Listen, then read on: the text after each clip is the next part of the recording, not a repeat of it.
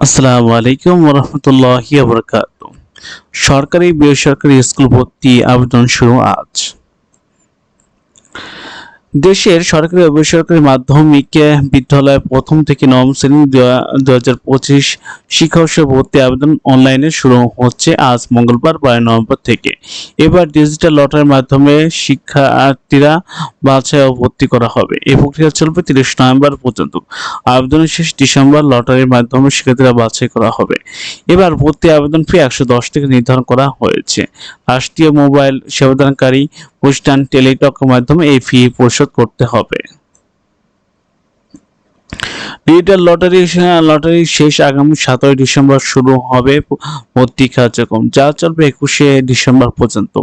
আর প্রথম অপেক্ষমান তালিকা থেকে ভর্তি শুরু হবে ২০শে ডিসেম্বর থেকে ২৪ ডিসেম্বর পর্যন্ত। আর দ্বিতীয় অপেক্ষমান তালিকা ভর্তি চলবে ২৬ ডিসেম্বর থেকে ৩০ ডিসেম্বর পর্যন্ত। যে কোনো শ্রেণীর শাখার জন্য শিক্ষার্থীদের চাহিদার সংখ্যা কোনোভাবেই ৫৫ জন বেশি দেওয়া যাবে না। তথ্য ফরমে ঢাকা মহানগর প্রতিষ্ঠান প্রধানরা শিক্ষা প্রতিষ্ঠানের সংলগ্ন সর্বোচ্চ তিনটি থানা বা ক্যাচমেন্ট এলাকা হিসাবে নির্ধারণ করবেন। সরকারি ও বেসরকারি স্কুল ভর্তির ক্ষেত্রে ৬৮% কোটা এর মাধ্যমে সবচেয়ে বেশি ৪০% ক্যাচমেন্ট এরিয়া কোটা বা তাছাড়া বীর ও শহীদ বঞ্চিত সন্তানদের জন্য ৫% শিক্ষা মন্ত্রণালয়ের অধীনস্থ দপ্তর বা সংস্থার কর্মকর্তা কর্মচারী সন্তানদের জন্য ১% সরকারি প্রাথমিক বিদ্যালয়ের শিক্ষার্থীদের জন্য ১০% প্রাক্তন শিক্ষার্থীদের জন্য ১০%, বিশেষ চাহিদা সম্পন্ন শিক্ষার্থী ২%, অধ্যয়নরত শিক্ষার্থী যমজ ও সহোদর ভাই বোনের ৫% কোটা সংরক্ষিত আসন ভর্তির সুযোগ পাবেন। তবে এবার কোটা ভর্তি কিছু পরিবর্তন আনা হয়েছে।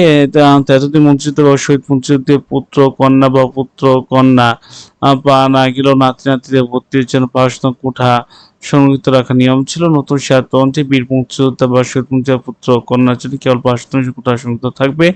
এ কোটায় শিক্ষার্থী না পাওয়া গেলে মেধা তালিকা থেকে আসন ভর্তি করা হবে। প্রসঙ্গত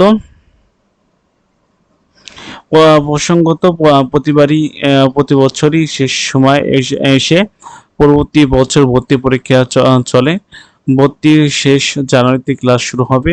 তার আগেই কেবল প্রথম শ্রেণীতে ভর্তির কাজটি হতো লটারির মাধ্যমে, কিন্তু করোনা ভাইরাসের সংক্রমণ ২০২১ শিক্ষা বিশ্ববিদ্যালয়ের সব শ্রেণী লটারির মাধ্যমে সেখানে ভর্তি করা হয়। এরপর থেকে এই প্রক্রিয়া ভর্তির জন্য শিক্ষার্থীরা বাছাই করা হচ্ছে। আজকে এ পর্যন্ত। সবাই ভালো থাকবেন, সুস্থ থাকবেন। আসসালামু আলাইকুম ওয়া রাহমাতুল্লাহি ওয়া বারাকাতুহু।